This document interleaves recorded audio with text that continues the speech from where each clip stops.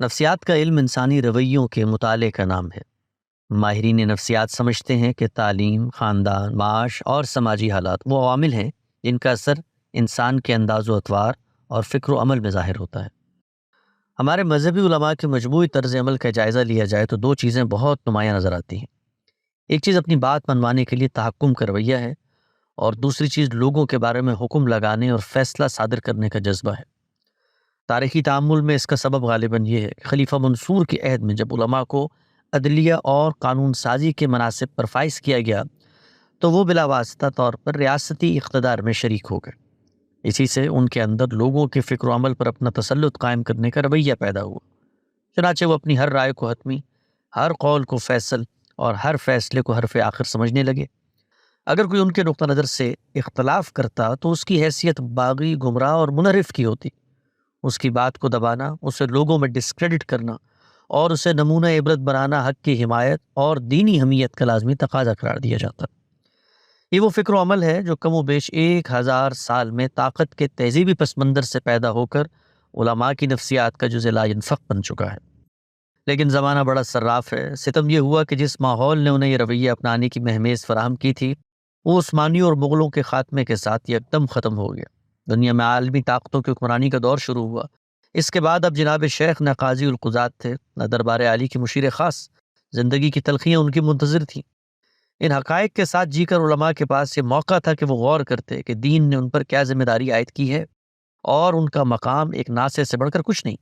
وہ دائی ہیں، قاضی نہیں ہیں، لیکن خوہ بادشاہی کہاں جاتی ہے؟ انہوں نے ہوا کے مخالف چلنے کا فیصلہ کیا اور اپنی عظمت رفتہ کی یافت میں بقیہ دن گزارنے کا عزم کر لیا، اور وہ مقام جو ان سے چھن گیا تھا اس کی یاد تازہ رکھ کر اپنی نفسیاتی تسکین کرنے لگے۔ آخر الامر اب ان کے ہاتھ میں 3 ہتھیار بچے تھے جو ان کے مقام گمگشتہ کو بحال کر سکتے تھے۔ چنانچہ انہوں نے ان تینوں ہتھیاروں کو استعمال کرنے کا فیصلہ کیا۔ ان میں سے پہلا ہتھیار تکفیر کا حق ہے۔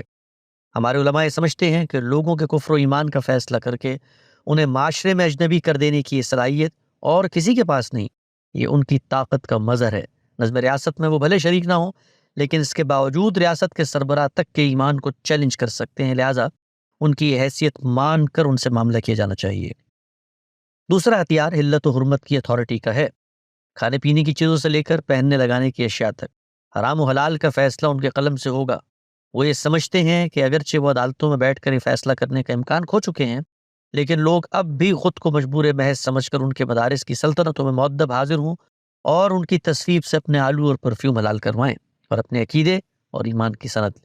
تیسرا ہتھیار لوگوں کے تقوی کی پیمائش ہے، ان کی دینی حیثیت کی تعیین اور ان کے راسخ العقیدہ ہونے اور ان کے مذہبی تشخص کا تعین ہے۔ علماء یہ سمجھتے ہیں کہ وہ لوگوں کے دینی فہم اور ان کے عقیدہ و ایمان کو چیلنج کر کے یہ باور کرا سکتے ہیں کہ یہ نہایت کمزور مسلمان ہے، لہٰذا ان کی صحیح بات بھی بے وزن ہے۔ وہ نماز میں صحیح ہاتھ باندھنے کی تفتیش ہو یا قرآن کی تلاوت میں غننے اور سکتے کی غلطیاں نکالنے کی کوشش، داڑھی ناپنا ہو، گستاخی کا کوئی الزام لگانا ہو، یا پھر مغربی فکر سے مروب ہونے کا طعنہ دینا ہو، یہ وہ ہتھیار ہیں جو ان کی ہیبت کو پورے معاشرے پر قائم رکھے ہوئے ہیں۔ انسان اپنی متاع گمگشتہ کی یافت میں جیے تو کیا بن جاتا ہے؟ وہ دلیل کے سامنے آنے سے خوف کھاتا ہے، کیونکہ اس کے نظام فکر میں اس کی کوئی حیثیت نہیں کہ مسائل احمدیت، توہین مذہب اور رسالت سے اوپر اٹھ کے بقا کی جنگ بن چکے ہیں۔ علماء کو یہ شدید احساس ہے کہ اگر انہوں نے اپنا وجود باقی رکھنا ہے تو یہ 3 ہی ہتھیار ہیں، انہیں ہاتھ سے جانے نہیں دینا۔ یہ گئے تو وہ گئے۔ ہمارے اس تجزیے پر اگر کسی کو کوئی سوال ہو تو وہ مغرب میں جا کر اہل کلیسا سے پوچھ لے، معلوم ہو جائے گا کہ انہوں نے بھی اپنے زوال کی منزل کو انہی مراحل سے گزر کر حاصل کیا ہے۔